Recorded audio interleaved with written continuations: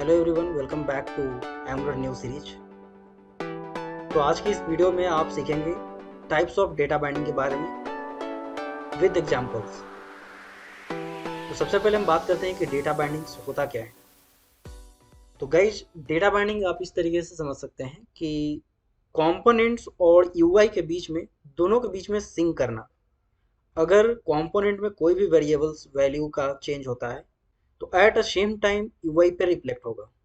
That is called data binding. या फिर अगर वो डेटा आपका डायनेमिक हो सकता है, वो डेटा आपके हार्डवेयर से आ रहा हो एक्सेस होकर के, हो सकता है वो एपीआई से आ रहा हो, कहीं से भी वो डेटा आ सकता है। तो अगर कंपोनेंट्स और यूआई के बीच में दोनों को सिंक करना डेटा बाइंडिंग कहलाता है। तो एंगुलर में डेटा बाइंडिंग टू टाइप्स के होते हैं, one way data binding and two way data binding. So one way data binding के भी कुछ टाइप्स हैं, जैसे कि interpolation, property binding, attribute binding, class binding, style binding और इवेंट बाइंडिंग। तो इंटरपोलेशन बेसिकली जब आपका डेटा है टीएस फाइल में और उसको आप यूआई पे शो करना चाहते हैं तो हम इंटरपोलेशन का यूज करते हैं। इस पर मैंने फर्स्ट वीडियो में भी या सेकंड वीडियो में मैंने बात किया है, एक इस पर सेपरेट वीडियो मैंने बनाया था, उसको भी आप देख सकते हैं। और प्रॉपर्टी बाइंडिंग बेसिकली हम किसी भी एलिमेंट की प्रॉपर्टी को चेंज करते हैं। वैसे आपको पता होगा कि बाय डिफ़ॉल्ट कुछ बटन्स की प्रॉपर्टी होती है, कुछ इनपुट बॉक्स की प्रॉपर्टीज होती है। तो अगर आप उसको डायनेमिकली चेंज करना चाहते हैं किसी वैल्यू पर या फिर किसी लॉजिक्स पर, तो आप प्रॉपर्टी बाइंडिंग के हेल्प से कर सकते हैं। एट्रीब्यूट बाइंडिंग भी सेम ही उसी तरीके का है। कुछ एक्स्ट्रा एट्रीब्यूट आप अपने डिफ़ॉल्ट एट्रीब्यूट पे ऐड करना चाहते हैं तो वो आप वेस्ट अपॉन सम लॉजिक कुछ एट्रीब्यूट अप्लाई कर सकते हैं। क्लास बाइंडिंग है जब आपकी क्लास की वेरिएबल्स वैल्यू ट्रू होगी, उस टाइम आप डायनेमिक एक सीएसएस क्लास अप्लाई कर सकते हैं जो कि सीएसएस फाइल से आएगी और टीएस फाइल में लॉजिक लिखी होगी। तो उस लॉजिक पर अगर वैल्यू ट्रू होती है तो आप क्लास अप्लाई कर सकते हैं। तो आप बाइंडिंग इस तरीके से समझ सकते हैं कि अगर आपके पास कुछ एक HTML एलिमेंट है, उसकी कुछ डिफ़ॉल्ट प्रॉपर्टीज होती है, लेकिन उसमें कुछ एक्स्ट्रा और भी ऐड करना चाहते हैं कुछ लॉजिक पर्स, तब आप एट्रीब्यूट बाइंडिंग, सी क्लास बाइंडिंग का यूज कर सकते हैं। सेम उसी तरीके से स्टाइल बाइंडिंग है। जैसे कि एग्जांपल लेते हैं कि अगर आप पी टैग यूज करते हैं, पी, और उसमें कोई भी टेक्स्ट लिखते हैं तो बाय डिफ़ॉल्ट ब्लैक आता है, लेकिन अगर आप उसके कलर्स को चेंज करना चाहते हैं तो स्टाइल बाइंडिंग से कर सकते हैं। स्टाइल बाइंडिंग से करना है इसलिए मैं बोल रहा हूँ कि अगर आपको सपोज, मैंने एनजी स्टाइल के बारे में पिछले वीडियो में बात किया था, डायरेक्टिव्स के बारे में। तो अगर आपके लॉजिक्स एक काम कर रहा है एनजी क्लास से और उस पर आपने कुछ क्लास अप्लाई कर रखा है, लेकिन आप चाहते हैं कि कुछ वैल्यू अगर ट्रू हो तो फिर से मैं मुझे एक वैल्यू चेंज करना है, आई मीन कलर्स को चेंज करना है या फिर उसकी प्रॉपर कुछ भी वैल्यू को चेंज करना है एलिमेंट के, तो आप स्टाइल बाइंडिंग का यूज कर सकते हैं। और इवेंट बाइंडिंग बेसिकली ये है कि जब आप किसी भी इवेंट करें, क्लिक करें किसी भी बटन को, तो कुछ टास्क परफॉर्म होना चाहिए, वो है इवेंट बाइंडिंग। और टू वे डेटा बाइंडिंग ये बाय डायरेक्शनल होता है। आप जब इनपुट बॉक्स में कोई भी टेक्स्ट इनपुट करेंगे तो at a same time guys ये आपके यूआई पे रिफ्लेक्ट होगा। लेकिन ये इवेंट बाइंडिंग जो है, आप कोई भी टाइप करेंगे और जब क्लिक करेंगे तो क्लिक करने के बाद ये परफॉर्म होता है, तो ये है इवेंट बाइंडिंग और ये वन वे डेटा बाइंडिंग के अंदर आता है। तो चलिए हम एग्जाम्पल के साथ सभी आपको दिखाते हैं कि किस तरीके से काम करता है। आप इसके फ्लो चार्ट भी देख सकते हैं। डेटा बाइंडिंग टू टाइप्स के होते हैं, one way data binding, two way data binding. One way data binding का जो फ्लो है वो कंपोनेंट टू व्यू होता है। जैसा कि कंपोनेंट का व्यू का मतलब है कि जो भी डेटा आपका वेरिएबल्स का वैल्यू इधर है, ये है कंपोनेंट्स टीएस फाइल, और ये है view file HTML।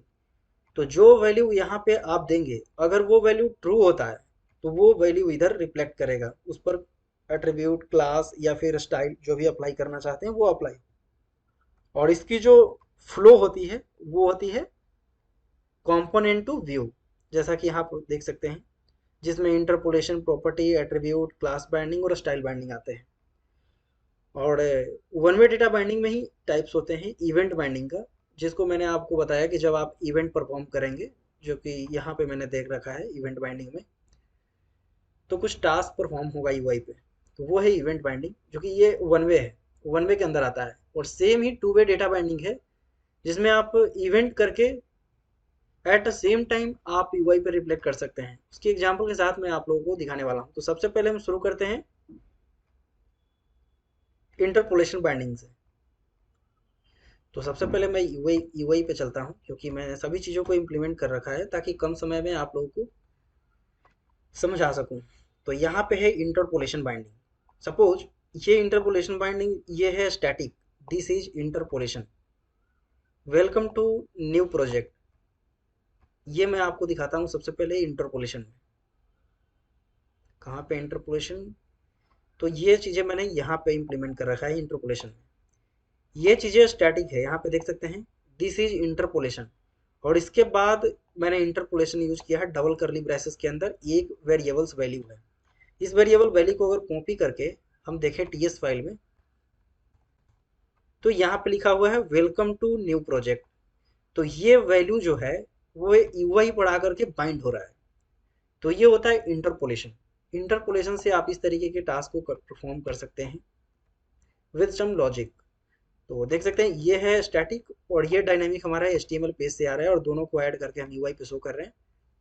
This is interpolation welcome to new project, और ये जो है वो टीएस से आ रहा है, और इसका फ्लो होता है component to view.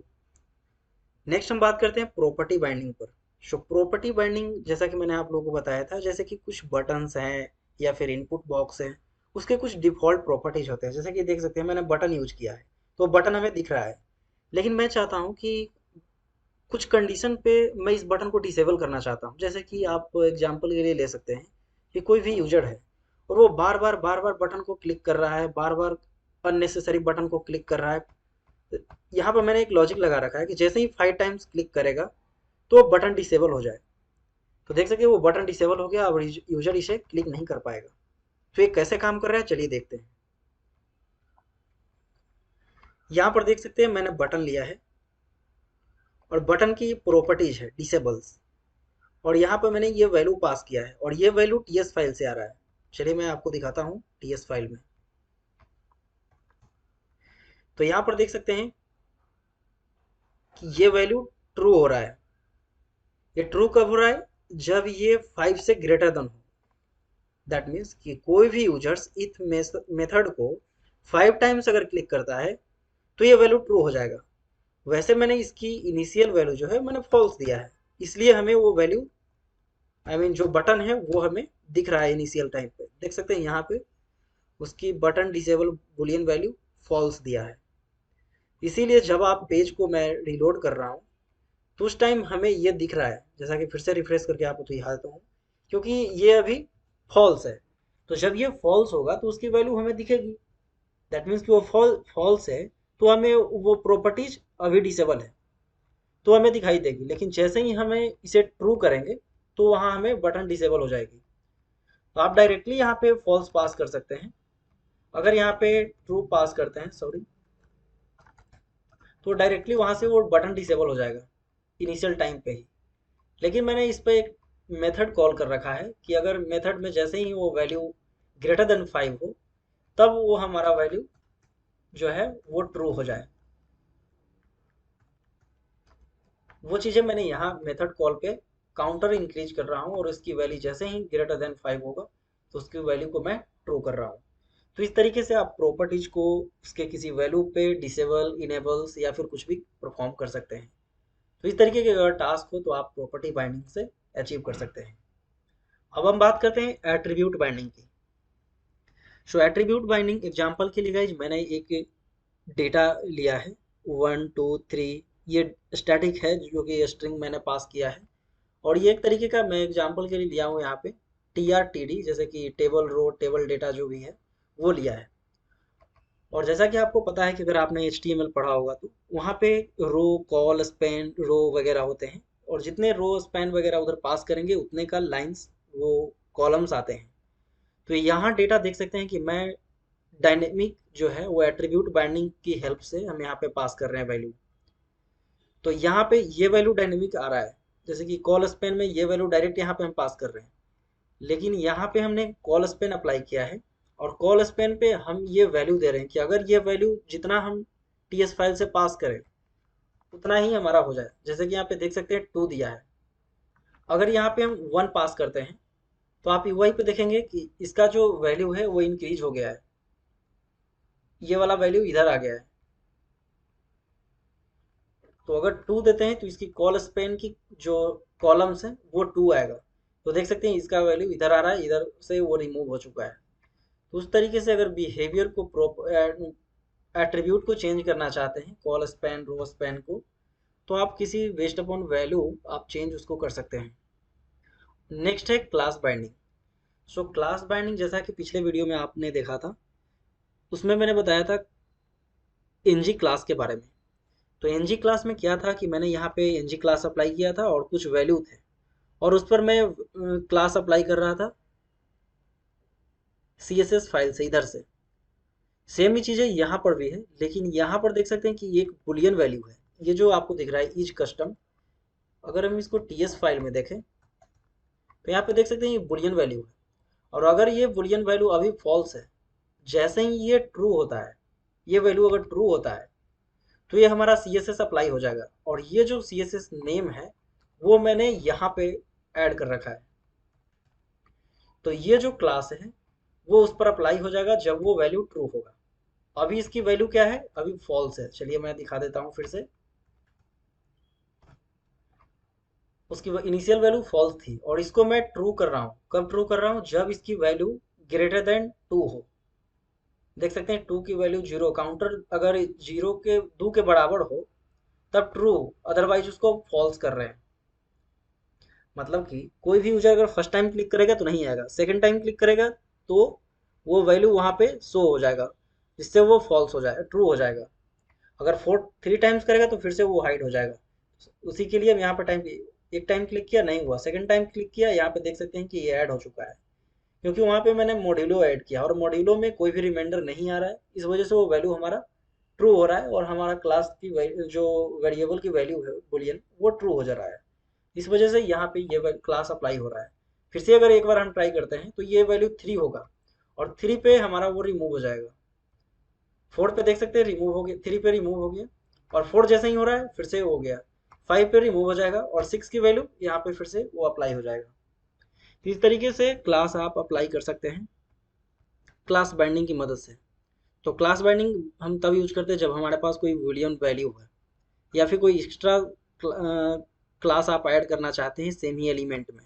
Style binding की तो पिछले वीडियो में मैंने आपको बताया था, अगर आपने नहीं देखा है तो स्ट्रक्चरल डायरेक्टिव पर, उसमें भी क्लास स्ट्रक्चरल डायरेक्टिव में मैंने क्लास का बताया था एनजी क्लास के बारे में और एनजी स्टाइल के बारे में। तो एनजी स्टाइल में उसमें क्या कर रहे थे कि सेम ही टाइम्स हम यहाँ पे अप्लाई कर रहे थे। अगर वैल्यू ट्रू हो तो ये अप्लाई होगा, अदरवाइज ये होगा। यहाँ पे क्या कर रहे हैं कि ये हम बुलियन वैल्यू पे अप्लाई कर रहे हैं, ये हमारा एक बुलियन वैल्यू है और ये कलर हमारा यहाँ से आ रहा है।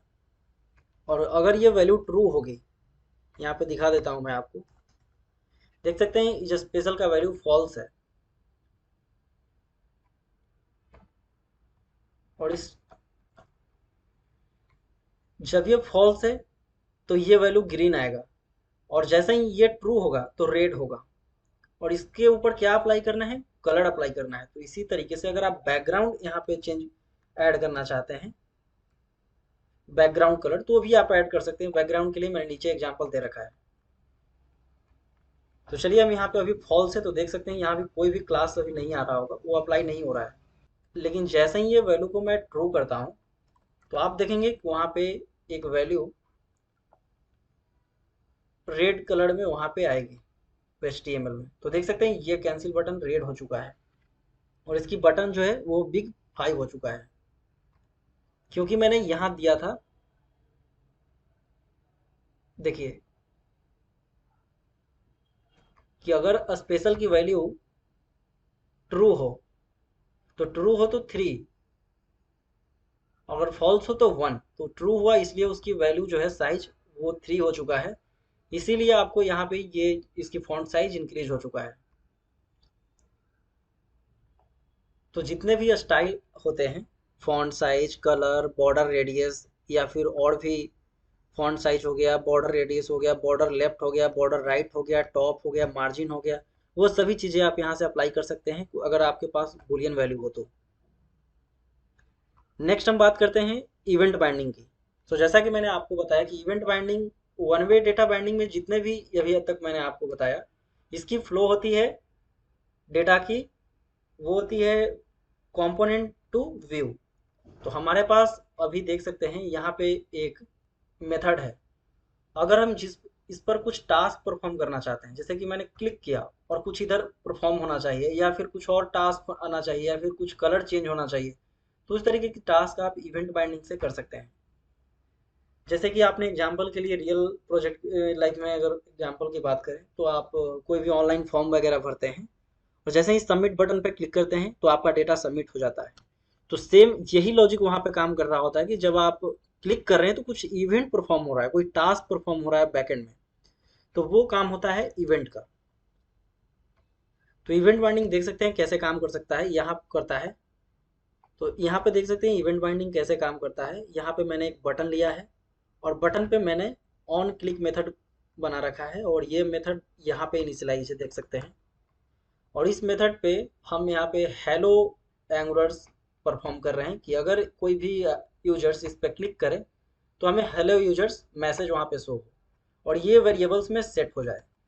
और इस वेरिएबल्स को मैंने देख सकते हैं यहाँ पे दे रखा है, यहाँ पे इंटरपोलेशन बाइंडिंग कर रखा है, डेटा बाइंडिंग। तो जो भी वेरिएबल्स में वैल्यू होगी वो इधर रिफ्लेक्ट करेगा।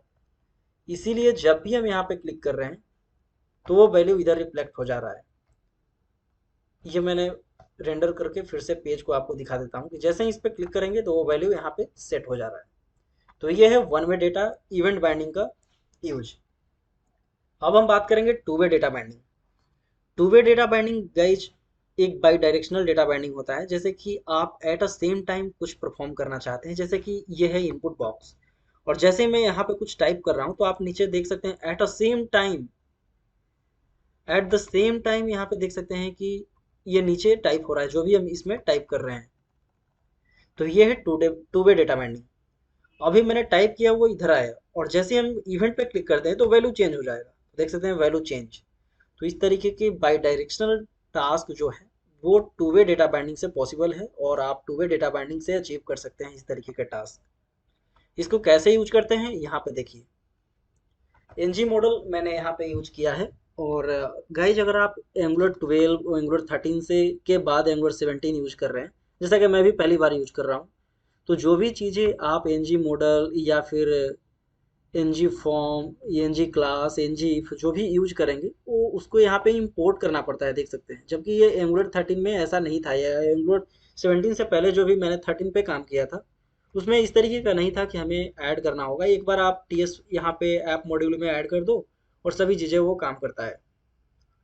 तो ऐसा पॉसिबल, मैं कंपोनेंट में सिर्फ इस कंपोनेंट के लिए यूज कर रहा हूँ, तो इसीलिए मैंने यहाँ पे ऐड कर दिया है ताकि ये इसमें एक्सेसिबल हो। अगर आप इसमें ऐड नहीं करते हैं तो आप NG4 NG स्विच का यूज नहीं कर पाएंगे इस व्यू पे। तो यहाँ पे देख सकते हैं NG मॉडल है जिसमें हमने एक वेरिएबल्स वैल्यू दिया है। मैं यहाँ पे दिखा देता हूँ आपको, इसकी इनिशियल वैल्यू ब्लैंक होगी। यहाँ पे देख सकते हैं स्ट्रिंग है इसका टाइप, और ये ब्लैंक है, मतलब कि इसमें कुछ नहीं आएगा। लेकिन जब इसमें कुछ टाइप होगा तो इसकी वैल्यू सेम ही देख सकते हैं। यहाँ पे डेटा बाइंडिंग कर रखा है मैंने इंटरपोलेशन से का यूज करके। तो अगर इसमें कोई भी इनपुट यूजर करेगा तो वो सेम ही टाइम यहाँ पे रिफ्लेक्ट करेगा, इसीलिए वो वैल्यू इधर आ रहा है। और कोई यूजर इस बटन पे अगर क्लिक करेगा, जैसा कि नीचे मैंने आपको दिखाया था, इस बटन पे अगर कोई क्लिक कर देगा तो उसकी वैल्यू को हम चेंज कर रहे हैं। फिर से हम रिफ्रेश करके एक बार आपको दिखा देते हैं। अभी ये वैल्यू ब्लैंक है, जैसे ही इसमें कुछ टाइप करता हूँ तो नीचे वैल्यू आ रहा है, और जैसे ही हम इस बटन पे क्लिक करते हैं तो उसकी वैल्यू चेंज हो जा रहा है। तो इस तरीके से डेटा बाइंडिंग में हम टू वे डेटा बाइंडिंग में हम टास्क को अचीव कर सकते हैं। आई होप गाइज कि मैंने अच्छे से आप लोगों को एक्सप्लेन किया है विद एग्जांपल्स। अगर आपको कोई भी क्वेरी हो, कोई भी सवाल हो, तो आप हमें इंस्टाग्राम पे फॉलो कर सकते हैं या फिर इस वीडियो के नीचे कमेंट कर सकते हैं। आई होप ये वीडियो आप लोगों को हेल्पफुल लगा होगा। अगर हेल्पफुल लगा हो तो वीडियो को लाइक और चैनल को सब्सक्राइब जरूर करें, ताकि ऐसी ही वीडियो आप लोगों को हमेशा मिलती रहे। Thank you so much.